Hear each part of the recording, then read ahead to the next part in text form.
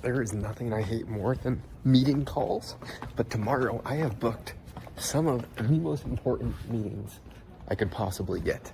Right now I'm at the office of one of my clients, and there's a lot of fucking shit moving along right now. There's 3 ways that we can make money in our business. We can take on more clients, which there's a meeting with a new potential client tomorrow, which I'm very, very picky with the clients that we take on because it's mainly our performance-based model. So we can make them more money through their business because we're growing their organic media. And then what we can do is we can grow it.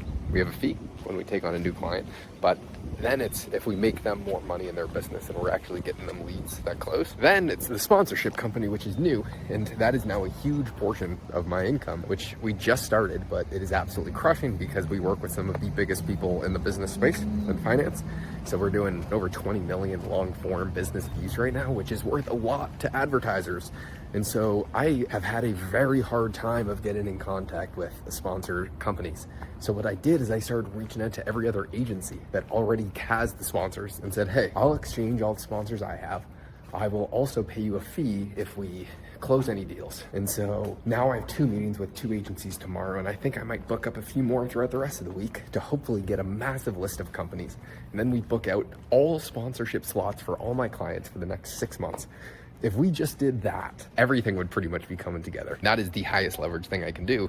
But at the same time, Wednesday, I'm going to be going to an event with this client's office that I'm at right now, where I have the potential to take on like 5+ new clients. There's going to be 200 business owners there, all doing over $40 million per year. That is pretty substantial. So there's a huge opportunity because that's my sweet spot, is working with businesses that are doing high 8 figures per year. Hopefully, ideally it's 9-figure businesses, and we do everything for them. And so that is going really, everything's going really well right now. It's super busy. The only problem I have with life right now is I have to go to bed at night.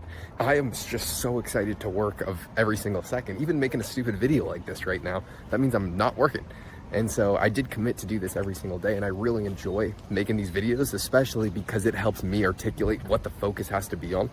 And there's a million things that I can do, but only some things, if I put in, let's say, an hour of output, can make me a ton of money and have the highest use case of output. And so the sponsors, that is something that I should be spending a ton of time on, because if we close them, it is ridiculous. Now that we just filled out some sponsorship slots for some of my clients, this month is going to be really good just because of that one move, which takes a lot of time up front. But then if we lock in multi-month deals, there's no more time that is ever spent on it. And so if I'm trying to tweak something where, let's say I want to improve efficiencies of our automations by 20%, which we could do, how much more money is that going to generate the business? It's going to generate some money. It's going to make everything smoother and an easier process, and it is important.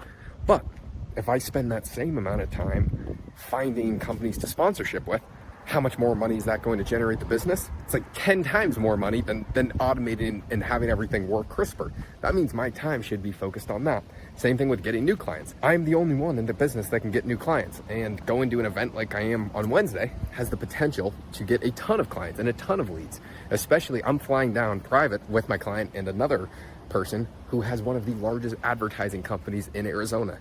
And so he works with the brands like Coca-Cola and massive mega brands that are looking to put their names throughout Arizona. So he's going to have tons of potential companies that I can work with, and he does a lot of the advertising. There's a multitude of things that I could do with him. If we become really close, we could say, okay, how about this? How about you offer all of your clients my services, which that would be going to someone like Coca-Cola and saying, hey, we'll do all of your organic media. That would be a mega fucking whale client. We could also go to Coca-Cola and say, hey, or some other companies that would be a better fit to sponsor the channels that I work with. It could be like a massive win-win between each other, where he opens up another avenue of his business that we do the servicing of, and he doesn't have to do anything, but he just has a value add to all of his current clients. That's just an example of small moves that have the highest outsized returns. And when you're running a business, you always have to be thinking, where's the best use case of my time? Because if I just spend all day working and trying to make things slightly better, you're not going to have the huge outsized asymmetric returns, which I've noticed every single jump in income that I have, it's never like a 5% bump in income. It's like a 2 times bump in income whenever I think of something new or get a new idea or something happens. And you actually have to do things to make that happen. You have to balance working and then going and getting new opportunities, which I see a lot of people, they'll just sit down in their room all day, and that is fine. You need to do that. You have to be the absolute best at what you do, but you're gonna close clients and get new opportunities being face-to-face with people. I mean, that's how business is done for the most part, especially for older people. All my clients are older. None of them do business over the phone. One of my clients in particular, that everyone would know, probably Robert Kiyosaki. He wanted to start a new portion of his business that he said me and PJ are going to be pretty much running the entire thing. And so we've been talking about that for a while. And we were traveling in Peru and I was on the phone with him and I said, all right, let's discuss this. And he said, no, I'll wait until I see you in person. This moral of the story is Robert does not do business over the phone. He calls to check up and see what we're doing. We're having fun because we're actually just really good friends. We were just at his house yesterday, just hanging out. And we were gonna grab lunch, but they do business face to face. And so even though we're in a digital world, these old school people, you have to adapt to what they do because they have the money at the end of the day.